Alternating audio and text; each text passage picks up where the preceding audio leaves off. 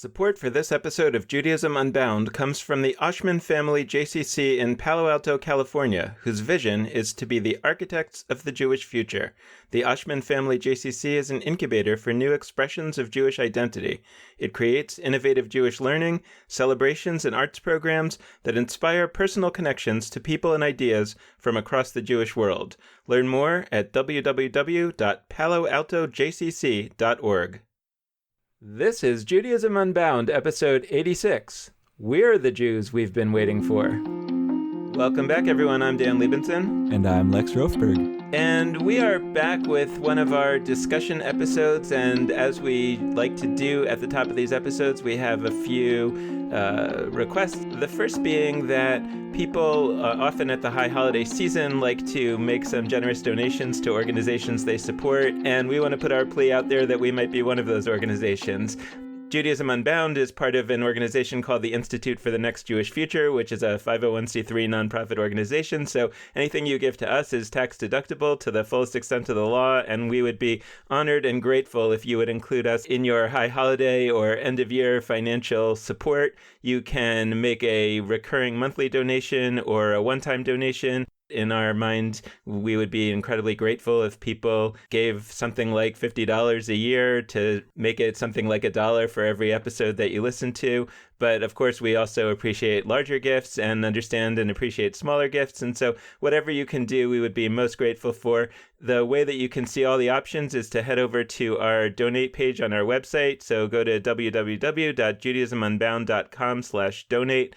And again, we'll be super grateful for whatever you're able to give. For those of you who may also or instead want to give other kinds of support, we're also very grateful for people who head over to iTunes and give us a 5-star review and even leave a written review. That helps people find Judaism Unbound. We've been so excited over the course of the year that we've been at or near the top of the iTunes charts of Judaism podcasts all year long. And I'm happy to share that we're at about 250,000 total downloads of Judaism Unbound to date. So we're so excited to be one of the most listened to Jewish podcasts out there. And we're grateful to you for listening. And the best way that you can help other people find it is, of course, to spread the news of Judaism Unbound through word of mouth, to share our Facebook posts, but also to leave positive reviews on iTunes, because that helps iTunes algorithms help other people find us. And on a related note, I want to remind everybody, as we talked about a few weeks ago, that Judaism Unbound is now available on Alexa, the Amazon Echo. So you can tell Alexa, play the latest episode of Judaism Unbound, and she will actually play the latest episode. Now, you might have heard that I pronounced that a little bit strangely. Unfortunately, Alexa doesn't seem to understand it when you pronounce Judaism as Judaism. She only understands when you pronounce it Judaism or Judaism. We've been playing around a lot with Alexa over the last few days and have realized that although she pronounces it Judaism, she doesn't understand it if you pronounce it as Judaism. Last thing I want to say at the top of the episode that's a more sort of announcement standpoint is that we know that we're releasing the episode today on Friday, as we usually do. And this Friday is actually the second day of the holiday of Sukkot, which is observed by some Jews as one of the holier days, like Shabbat, of the holiday. And, it's interesting. We actually released our episode a couple of weeks ago, a few days early, because the Friday was going to actually be Rosh Hashanah. And our thinking there was that there are probably a lot of people, whether they're observing Judaism from a sort of Jewish law standpoint or just tend to go to the services for the high holidays in a way that they might not generally be at services, that they wouldn't have a chance to listen to Judaism Unbound before the weekend. And we thought it would be better to release the episode a few days early, just to sort of make it available for people who are on all kinds of different schedules. This week, we went back to our regular schedule. I think it's an interesting question. What's the, quote, right thing to do? But we have always been trying to keep Judaism Unbound committed to a particular schedule, and it feels like Sukkot is one of those holidays that most people don't observe in that way, and that it would generally be reasonable to go back to our schedule. Interested in people's ideas and feedback. It's really kind of interesting and I would say fun for us to struggle with these kinds of things, because these are really some of the things that we talk about, and it's always interesting when we have a chance to struggle with them ourselves. I want to emphasize it wasn't about Jewish law. It was a point that we realized people who want to experience Rosh Hashanah in a variety of ways on the day itself might appreciate having our episode available beforehand so that they could either listen to it before, or for those who do want to incorporate it into their practices, we've heard from some folks, they can't, because, it was out earlier and they can still wait to listen if they'd like to. If we had only released it on Rosh Hashanah, then a set of people wouldn't have had access to it at any point that week. So that was our choice there.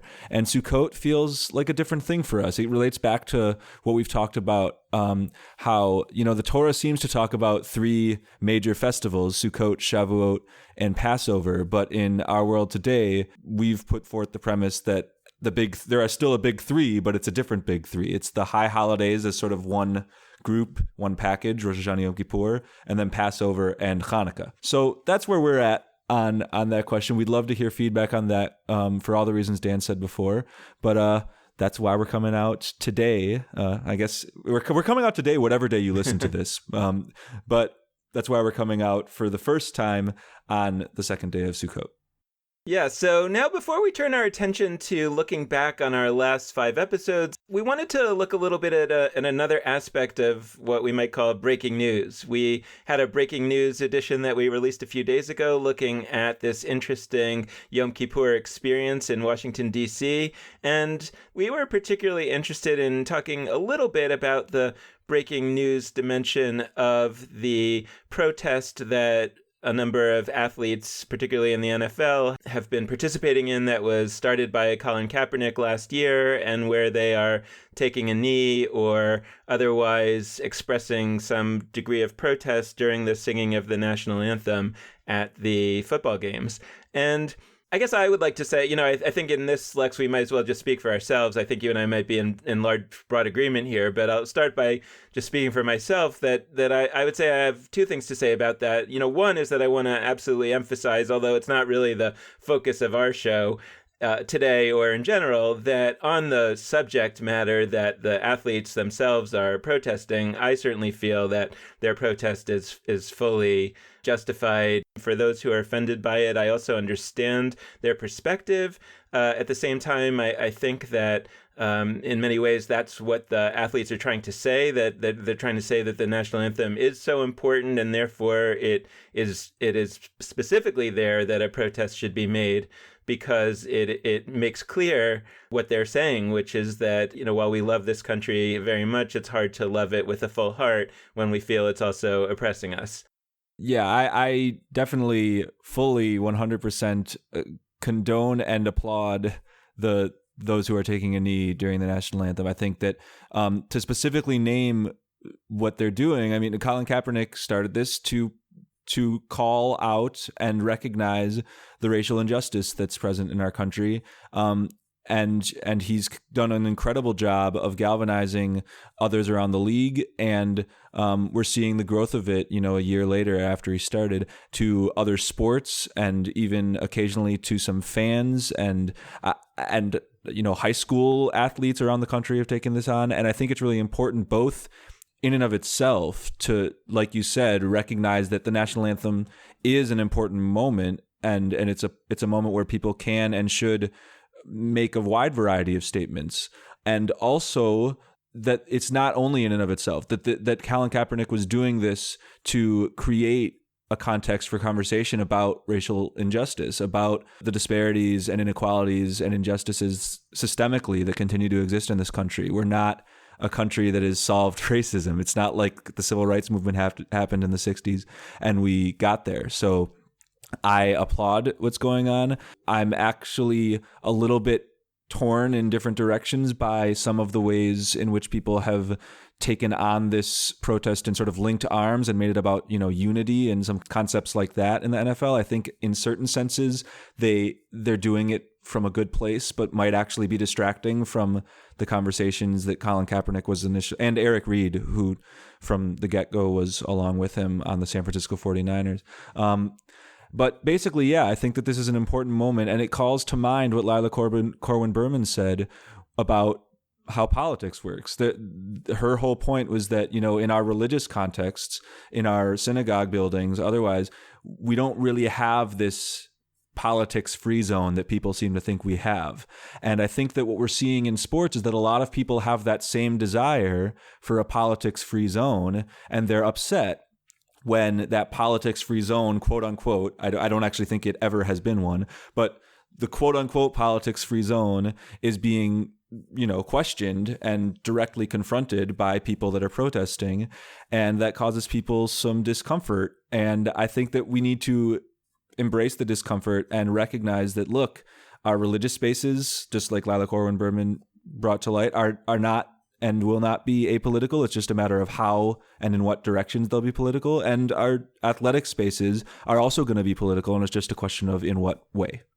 I started to think about it a lot when I heard people complaining that they don't want politics in a sports arena, that they want to have that as a respite from the rest of the world. They want to have it as just sports, and that's exactly what a lot of people say about going to synagogue, that they want it to be a place where they don't have to deal with the political fights of the day, and they don't have to focus on that. And then I've also heard people like Shai Held, who recently said at a talk that I was at, something along the lines of, if you go to a synagogue and all you're experiencing there is as an oasis, then that means there was no Torah there. That what it means to have Torah there is for you to be challenged, for you to be told that maybe you're not living up to your highest ideals. And that really spoke to me. I would say that inherent in Judaism is this political concern, which may or may not be inherent in sports. It may be unavoidable in sports for all kinds of reasons, but I would say if it's true of sports, then all the more true of Judaism. I think that we have taken for granted a set of political realities in our Jewish institutions and at sporting events.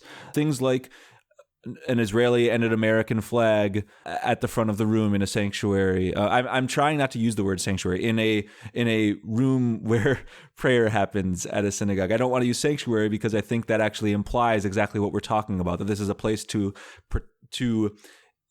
get a sanctuary from sort of the rest of the world. And I actually don't think that's what a good house of prayer does. I don't think that's what it does. And likewise, we take for granted that, of course, there's a national anthem at sporting events.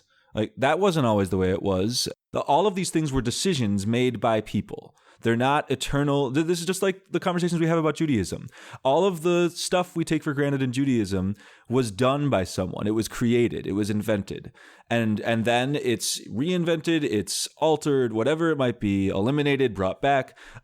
Same with our national rituals. It was not always the case that the national anthem played at sporting events. It was certainly not always the case that football players went out and stood for it. Until 2009, that was not the case. It's actually a very recent development that football players are out there on the field standing. And there's been some great articles about how actually not only is this not making the NFL more political, the reason that people went out to stand is because there was a huge influx of money in connection to the military to get the NFL to help recruit people to join the military. And part of that was to have players on the field for the national anthem, to have those anthems televised, and to have all sorts of advertisements for the armed forces during events.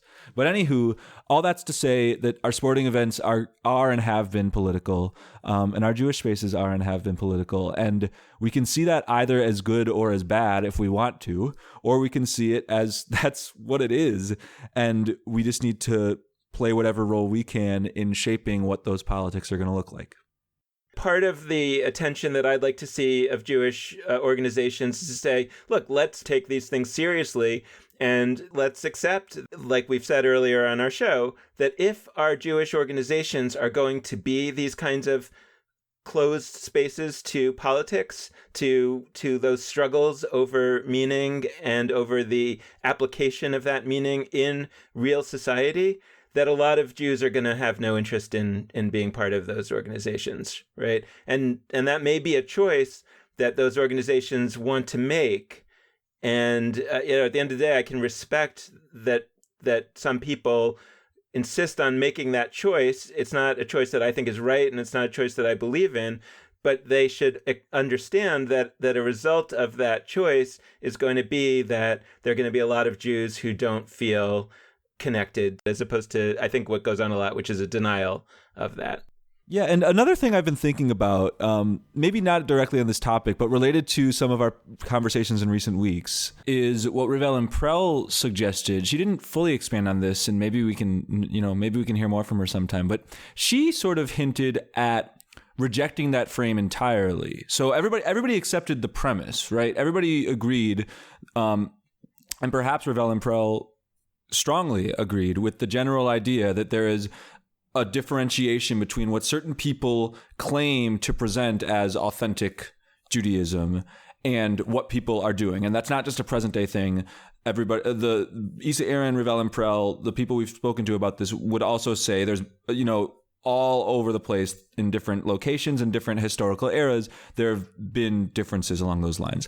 But what Revel and Prell said at one point was, at this point, maybe there actually isn't even an elite or normative Judaism. Like, it might be that putting forth the proposition that there is a normative Judaism and a folk Judaism that is dissenting from it is itself like privileging certain voices in a way that is both doing its own constructive work and giving certain people power, and also is like just not accurate. Like in our world right now, it may be that there are enough differences between how Jews are doing things and calling it Judaism, all of them, that we can't really claim there is a normative Judaism. And that really spoke. I don't want to say that she said all of that, because some of that was me talking, but she did suggest that there may not be that we should question the frames of folk and elite Judaism, because they suggest that the elites really do have the control. And in a world where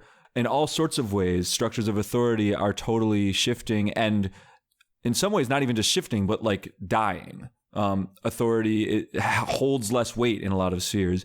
I think that's worth thinking about. Yeah, I think it's fascinating what you're talking about, because it actually brings me back to a very distant point in our podcast and to a very recent point in our podcast, because the distant point it brings me back is to episode 4, right, which was where we talked about Albert Hirschman's book Exit, Voice, and Loyalty. And we talked about, and I've been saying this for a long time since, we've been trying to talk about the people who are not participating in, let's say, normative Judaism or organized Jewish institutions, right? That it's important to see them potentially as dissenters, right? And that instead they're traditionally looked at as people who don't care that much or who aren't really participating, and they're kind of finger wagged at. But things like the Pew study, which indicates that so many of them think that being Jewish is important in their life, that they're proud to be Jewish, and we reinterpreted that as a form of dissent. But I think that, and I guess I'll say that the more recent thing that puts me in the mind of is Ellie Valley's comics, which I think very clearly often strike a note of dissent, right? They're targeted at the existing institutions, and they are.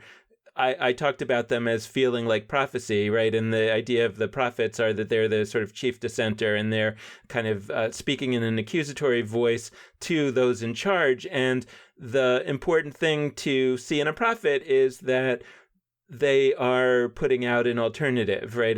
But they're doing it in the form of dissent. I think it's really interesting and empowering to think about like a post-dissent step that says, basically, I don't care what the institutions are doing. I'm not dissenting against them. I'm not interested in them. I'm just doing what I'm doing, right? And without apology. But I think it's a really empowering place to start, to say we're just going to do what we're going to do because it moves us, rather than to sort of structure it in some sense of an anti of what's going on already. When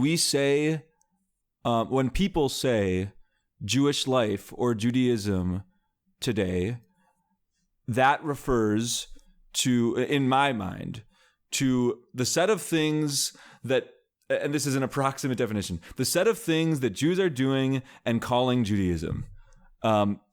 Is it conceivable to me that a Jew would do something and call it Judaism and I would think they're wrong? I think it's conceivable to me, but I'm not really in the business on a day-to-day basis of going around and telling people what they're doing is or is not authentic. Like, I think that whole idea of, oh, there is a set of things that are the box that is Judaism, and that if you dissent from or ignore or whatever verb, if you do something in reaction to them, you are reacting to them and you're not doing it itself. That mindset not only is bad because it means that a Judaism that is not necessarily well equipped for our time and our location, it continues to perpetuate itself by inertia because people think it needs to, but it's also just like actually not true. And the biggest obstacle seems to be that people don't have a sense of permission, that there still is this authority they think they have to answer to. And it's not always the rabbi, but it might be, the website. We both like myjewishlearning.com. We're not disparaging myjewishlearning.com, but the idea of we need a place that tells us the things to do and then we do it. That's what we talked about with the Jewish catalog. It provided a set of how-tos for a bunch of, counterculturally minded people. They went to a book that told them here's how to do it with pictures of people from Eastern Europe. I don't know what to do exactly with that, but I think that we've got a big obstacle to deal with in that permission issue. I was guest educating a bunch of folks who were becoming camp counselors and learning how to be a camp counselor. And I was talking about Jewish education. And at camp, everybody seems to be looking around and they think that they're the dumbest one, that they know the least Jewishly, and that others, that they should let others be the leaders. And when there's Jewish programming, like let them do it. And I did that education, and we talked about, and we broke down like that they actually knew a lot more than they thought initially. And at the end, I had them all walk outside to the middle of like the entire camp, and in a circle scream outward to the entire camp, "I am a Jewish educator." And the idea was like, we're the ones we've been waiting for. We're the ones, and I feel like we need to do that with "I am a Jewish artist." I guess like one of the examples that I want to put out there is things like Instagram and Facebook and YouTube, where I think that a lot of people these days are engaging in a form of art, right? That Facebook has sort of opened up this idea of the kind of provocative post, whatever, or YouTube has these little videos. Instagram maybe more profoundly, right? These ideas that people make memes, or some version of, it might not be an official meme, but they're taking a photo from their life and they somehow put a snappy little quote, that relates to it. And I feel like this kind of thing is like flooding people's lives often in a good way. Now, I'm not saying that it's great art. In fact, I think a lot of it's not. But what's interesting is that it's the kind of activity, let's call it a form of ritual, that didn't exist in people's lives 10 years ago. And I guess I want to sort of think about that in contrast to Judaism, right? And in a lot of art, we think of them as fundamentally a version of some kind of going to a performance, right? So in Judaism, we think of, going to synagogue as like the rabbi and the cantor are performing, and most of the people in the audience are sitting and experiencing the performance in some way, hopefully in a good way, often in a not so engaged way. And then they leave and more or less their lives go on the same way as before they came in. And I think that for the most part, when people go to see a movie or a Broadway show, even really good ones, that's still kind of the experience, right? Hopefully they've had a really good experience. Hopefully they feel moved by it, but we don't really expect that they're going to leave that room and start to do some version of what they just experienced. But then there are other kinds of art where I think that we do have that sense, right? That they are sort of profoundly able to change the way that people conduct their lives. And I guess what I want to put out there is that I think that Facebook and Instagram are examples of that kind of art. And what I'm suggesting is that we can play with Judaism so that it too can become that kind of art in a new way, in a way that maybe it never has before, but I think that it potentially has at different times, but right now, for the most part, it's not. And what would that look like exactly? And I mean, just as an example of that, I think that at least the way that I think about some of the stuff that's on our website, right, this is aspirational. I don't know if we're doing it. I'd love to hear feedback from listeners. I know that a lot of people don't even know what's on our website. But if you go to our website and you click on that holidays and resources subtab, you can see various ways that we've played around with some of the Jewish holidays. And I think that some of those are examples of what I'm talking about. So, for example, the alternative playlist that we have for Yom Kippur, like, to me, that was an attempt by us to kind of play with the content of one of the holidays, in this case, Yom Kippur, but not in a way that our goal was to say, hey, we've just created a new alternative service and everybody should listen to this playlist instead of going to services. Like, I'm fine if some people just really love the playlist and feel like they're powerfully connecting with the themes of Yom Kippur through that playlist more so than with services. But at least my goal in putting that out there was much more to inspire others to say, oh, that makes sense, actually. Like, write a playlist that kind of tracks the themes of the Yom Kippur service, but is in a language that we understand, with tunes that are more familiar to us and often that get it at a deeper place for us. And yeah, I don't really want to do that, but that totally opens up a world of possibilities for me in ways that I hadn't considered before. So that's what I'm hoping. Like, I'm hoping that when people go to our website, when it's developed one day fully, right, that they go there not to copy paste things that we've put out there or that other people have put out there, but rather that it inspires them to say, A, I can be creative with this material, and B, that's not just an abstraction. I can look at some examples of how other people have been creative with that material in such a way that it makes me feel more confident in doing it and gives me some ideas as to how I might do it. Maybe the first year I just copy paste, but if I keep going back to that, I start to feel like, hey, this isn't so hard. I've seen something happen. I've seen like a certain phenomenon a bunch of times, which is that people in Jewish life experience some powerful thing. So it might be that they go, and let's take one of our guests. It might be that they go to Lab Shul and they experience what feels to them to be a really powerful service, and they love the Torah service. They love storytelling, which is the methodology that led to Lab Shul, and they think that's great. And their takeaway, if they were, visiting New York and they saw some friends and they saw this and they don't live there all the time, their takeaway is, ugh, isn't it a bummer that we don't have that in our community? And sometimes they then take that a step further, and if it's not in their community, maybe they import it and they say, oh, storytelling's cool, I'm doing that. But like, I've been in situations where, to be totally honest, people have tried to import something like that, and it feels like an import. It feels like it wasn't organic in that place, and you can tell that the person presenting loved it, but they're like trying to reach back to something they experienced and bring it, as opposed to saying, wow, storytelling, that was really cool, Lab Shul was really great. Like, what is the thing that we have that will be similarly powerful? Maybe taking a sliver of what storytelling did and then figuring out what ours is going to look like. But the secret is not identifying the thing that's going to be replicated in all the Jewish communities around the world. And then the solution is, what? New York doesn't have me. New York doesn't have X people, like, and your community does. They have you. And you, genuinely, I'm sounding like warm and fuzzy and whatever, but I really mean it. Like, you have something that isn't anywhere else. I actually, to get a little Jewy and religious with it, like, I think everybody has their Torah, like their contribution. And usually that contribution is not that they have a skill for finding stuff that others have done and then doing it themselves. It's that you have some passion or some interest, and you bring that.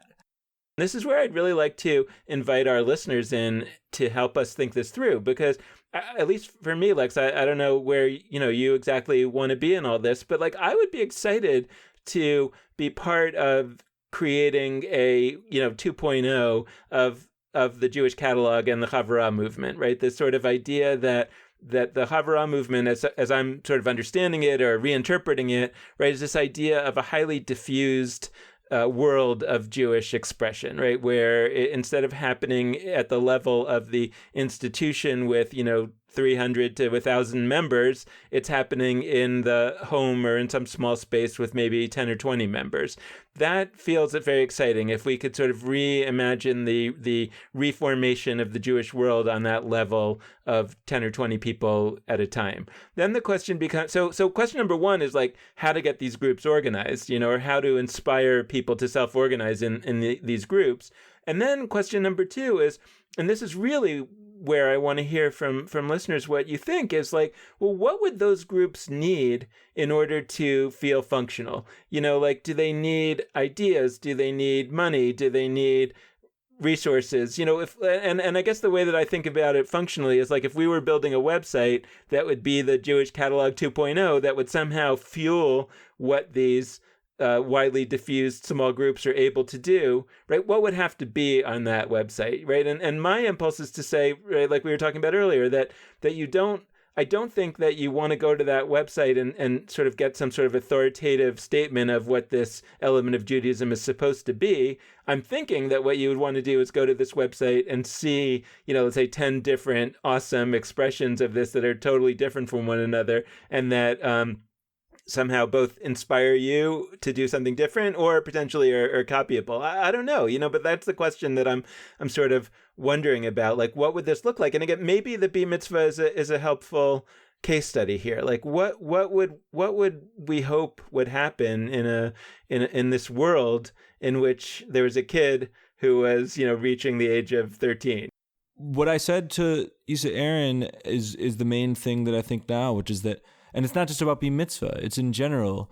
We need to be thinking in terms of personalized, individualized kinds of Jewish meaning making. It's not that there's no use for community anymore. It's not that it's not that everybody's a snowflake and, all the cliches that people say about how everybody has to get their own whatever.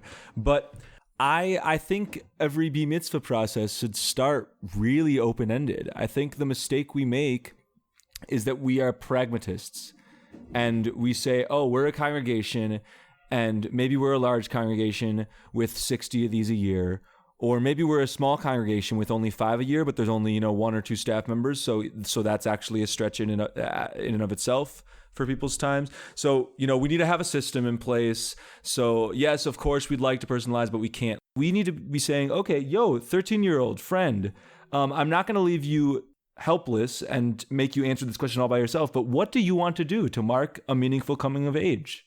Is it in a synagogue?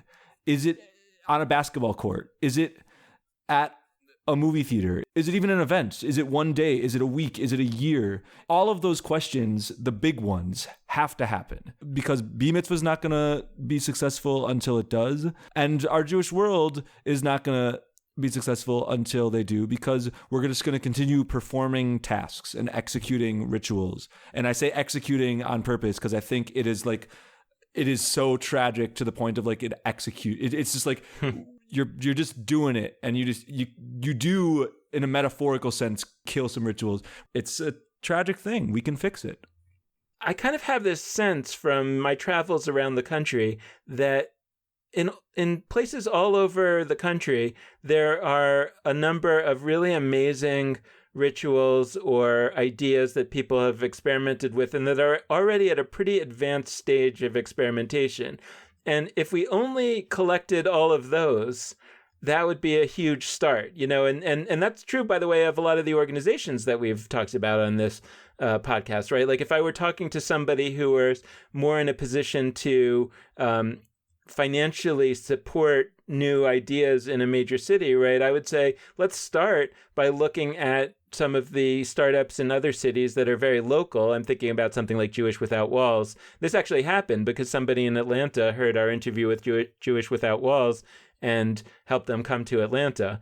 And so I'm thinking of like that there's so many of these organizations all around the country that if we could just figure out how to have them train up someone locally and sort of bring their idea locally. That won't work every time. And a lot of, like you were saying earlier, a lot of these ideas only work in a particular locale, but a lot of them probably can work in other locales as well. So there's the whole sort of range of really great organizations, sort of figuring out how to help them come to different cities. And then also that sort of micro level of just taking the ideas and the practices that people have come up with and making them somehow available to be known about by folks who could then modify them locally. And to me, that's sort of a start. And again, I'm grappling towards this question of what would a 21st century Jewish catalog and Havurah movement look like? What would what would the sort of set of resources look like that help people bring about Judaism 4.0 or the app version of Judaism or whatever we want to call it?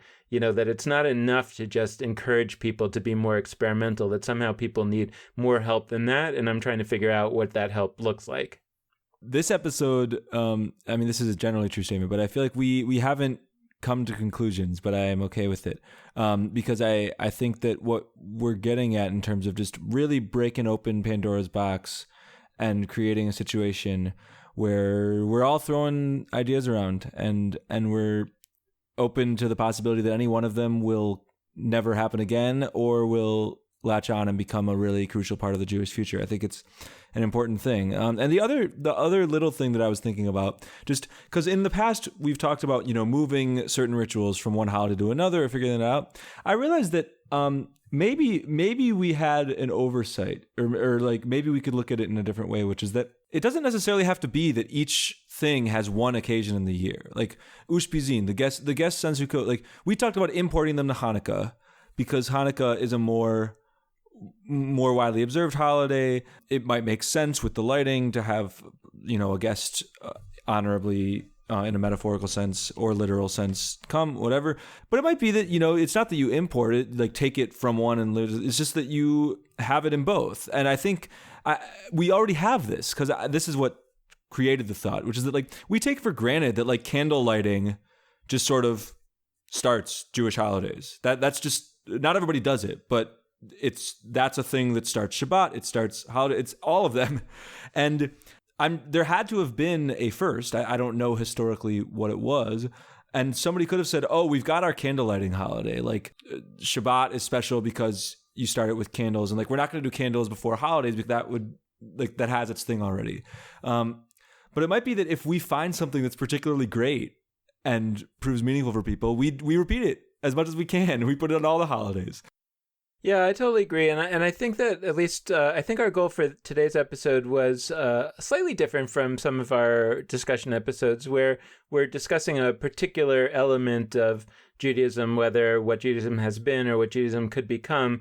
But I think that at least a big part of what we're talking about today, and again, I'm putting out a call for thoughts out there from our listenership, is what would the platforms be? Where would the resources need to be in order to help bring about a lot of what we've been discussing over the last year and a half? What's missing from the landscape? I just continually have this sense that we shouldn't be asking too much of people. That's not fair. And so I think that what we've been trying to do over time is really get this idea out there that more radical creativity is possible, is traditional, is authentic, etc. And I think that a lot of folks are thinking that way. And now the question starts to become, okay, how do we take that to the next level? What's needed? What different kinds of people will be working on that project? And that's definitely something that I'd like to be thinking about and looking at, in terms of our New Year's resolutions here at the high holiday season. That's something that I definitely hope we'll be thinking about in the months ahead. So just looking ahead a little bit to our episodes, I'm excited that in the next few weeks and I think in different ways over the year ahead, we're going to be looking at some of the disruptive innovations that really took hold, let's say, in the previous century or two, and to look at sort of where are they now? We're going to look at the reform movement over the next few weeks. And later next year, we're going to be looking at Israel. And I think it's going to be an interesting exploration, both of the history of how did these things come to be in the first place, and then of the present reality, where are the successes, where are the struggles in these new manifestations of being Jewish, and then thinking ahead towards the future. Are these are what were the great innovations of the previous century likely to be the location of the innovations of the future? Is it possible that some of these once innovations that became large organizations, can they incubate the next innovation, or will the next innovation need to be basically a startup? And I think that doing a deep dive into some of these major new aspects of Judaism of the 20th century, I hope will be very, very instructive. And so we're really excited that over the next few weeks, we're going to have some really interesting conversations with folks who are thinking both about the past and the present of the Reform movement. We're going to be talking with Danny Freelander, the head of the World Union for Progressive Judaism, and he's going to give us a real deep dive into the history of Reform Judaism. And then we're going to speak with Rick Jacobs, who's the current head of the Union for Reform Judaism, about the past, present, and future of Reform Judaism. And then we're going to go on to some really interesting conversations with folks who are thinking about how to enliven Reform Judaism and how some of that's happening on the ground. So looking forward to that deep dive, looking forward to our discussion both in the middle of that deep dive and at the end of it, where we're going to be thinking about the ways in which this kind of reimagination taking place within the structure of an existing set of institutions is possible, desirable, and whether what we're really talking about is profoundly an outsider movement. And I'm really excited to explore that. In terms of closing out this episode, we want to do it the same way that we always do, and especially emphasize, given the content of what we spoke about today, how much we love hearing from all of you out there. I mean, as we said, this is all about, everybody finding their own way to contribute to the present and future of what Judaism is, and that includes you. So on that note, we love hearing from you, and whether it's questions or forget questions, we don't always have answers. You might have answers to give us to questions we did or didn't ask, or you might just have your thoughts, and all of those are welcome. So please be in touch with us in any of the following ways. You can head to our Facebook page, which is Judaism Unbound. You can check out our website, judaismunbound.com. And you can also send us emails at dan@nextjewishfuture.org or lex@nextjewishfuture.org. The last plug we always like to make, and which Dan reminded you of at the top of the episode, is that you can always support us financially with either a monthly recurring donation or a one-time gift at judaismunbound.com/donate. So thanks so much for listening. And with that, this has been Judaism Unbound.